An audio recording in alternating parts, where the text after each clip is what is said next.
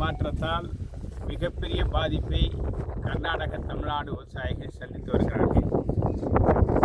தமிழ்நாட்டில் சென்னை உட்பட 12 மாநகராட்சிகளை உள்ளடக்கிய 32 மாவட்டங்களில் வாழக்கூடிய 5 கோடி மக்களுடைய குடிநீர் ஆதாரமாக காவிரி நீர் விளங்குகிறது.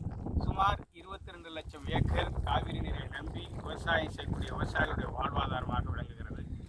இந்த நிலையில் பருவநிலை மாற்றத்தால் உரிய காலத்தில் பருவமழை பெய்யாததாலும் ஆண்டுதோறும் வழக்கமாக பெய்ய வேண்டிய பருவமழை பெய்ய மறுப்பதாலும் தண்ணீர் பற்றாக்குறை ஏற்பட்டு தொடர்ந்து பாதிக்கப்பட்டிருக்கிறது.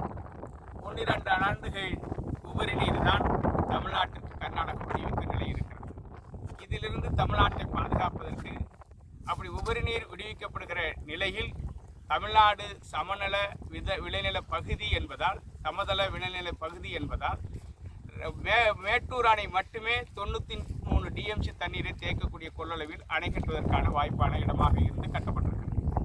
அதற்கு அடுத்ததாக மேட்டூர் அணை நிரம்பி கடலுக்கு செல்லக்கூடிய உபரி நீரை தடுத்து அணை கட்ட வேண்டுமானால் ராசிமணல் தமிழ்நாடு எல்லையாக இருக்கிற இந்த ராசிமணலில் தான் அணையை கட்டினால் 63 டிஎம்சி தண்ணீரை தேக்கி தமிழ்நாட்டிற்கு மேட்டூர் மூலமாக பாசனத்திற்கு பயன்படுத்த முடியும். வறண்ட பகுதிகளுக்கு தண்ணீரை நீரேற்று நிலையங்கள் மூலமாக கொண்டு செல்ல முடியும் என காமராஜர் அடிக்கல் நாட்டியிருக்கிறார். அதனை பின்பற்றி வந்த ஆட்சியாளர்கள் இந்த திட்டத்தை கிடப்பில் போட்டதால் இன்றைக்கு கர்நாடகமும் தமிழ்நாடும் தொடர்ந்து நீராதார பிரச்சனைகளால் மோதிக்கொள்ளும் நிலை இருக்கிறது.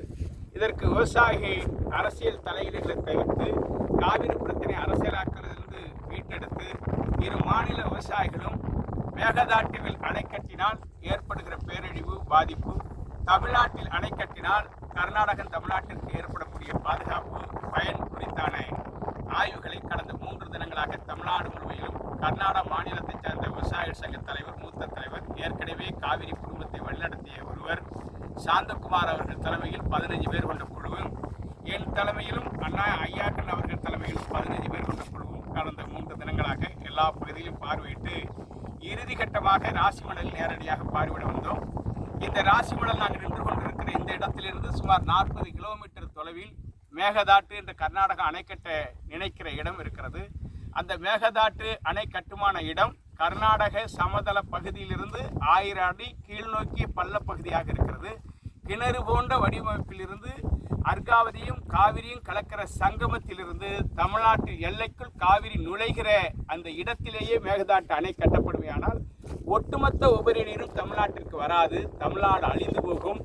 எனவே தமிழ்நாடு மேகதாட்டிலிருந்து ராசிமணல் 40 கிலோமீட்டர் தொலைவில் இருக்கின்ற இந்த இடம் வரையிலும் இடதுகரை காவிரியின் இடதுகரை தமிழ்நாடு கிருஷ்ணகிரி மாவட்ட வன எல்லைக்கு சொந்தமானது, வலதுகரை கர்நாடக மாநிலத்துக்கு சொந்தமானது. இந்த ராசிமணல் நிலப்பகுதி வனப்பகுதி, அடர்ந்த வனம் கிடையாது, இங்கே மரங்கள் அதிகம் கிடையாது, விலங்கினங்கள் வாழுகிற பகுதி இல்லை. எனவே இந்த இடத்தில் அணையை கட்டி தண்ணீரை 64 டிஎம்சி தேக்குகிற போது ஒரு பக்கம் வலதுகரை கர்நாடகத்துக்கு சொந்தம் என்பதால் கர்நாடகத்திற்கு தேவையான குடித நீரை இறைவு பாசன திட்டத்தில் அவர்கள் கொண்டு செல்ல முடியும்.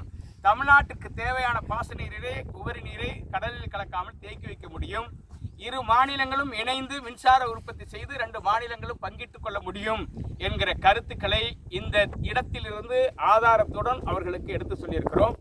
ஏற்கனவே மேகதாட்டு அணை கட்டுவதற்கான விண்ணப்பத்தை மத்திய அரசு ஏற்க முடியாத நிலை ஏற்பட்டிருக்கிறது, முட்டுக்கட்டை ஏற்பட்டிருக்கிறது. காரணம், அங்கே காவிரி புலிகள் சரணாலயம் இருக்கிறது, இன்னும் 2 வன சரணாலயங்கள் இருக்கிறது, அடர்ந்த வனப்பகுதி, அங்கே 40க்கும் மேற்பட்ட கிராமங்கள் அழியும் நிலை ஏற்பட்டிருக்கிறது.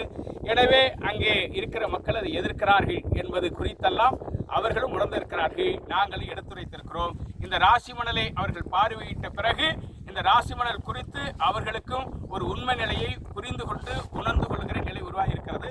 எனவே அடுத்த கட்டமாக நமது மாண்டியாவிலோ அல்லது மைசூரிலோ இரு மாநில விவசாயிகளும் அமர்ந்து பேசுவது, அந்த கூட்டத்தில் 2 மாநிலங்களுக்கு சம்பந்தமில்லாத நீரியல் நம்ம சுற்றுச்சூழல் ஆர்வலர்கள் கொண்ட நிபுணர்கள் குழுவை, இந்த 2 மாநிலத்துக்கு சம்பந்தமில்லாத நிபுணர்கள் குழுவை அமைத்து இந்த பகுதியை ஆய்வு செய்து அந்த ஆய்வின் அறிக்கையை பெற்று தொடர் நடவடிக்கையை அரசாங்கங்கள் மேற்கொள்வதற்கான நடவடிக்கை மேற்கொள்வது என்கிற திட்டமிடலோடு இந்த பயணம் நிறைவு பெற்றது.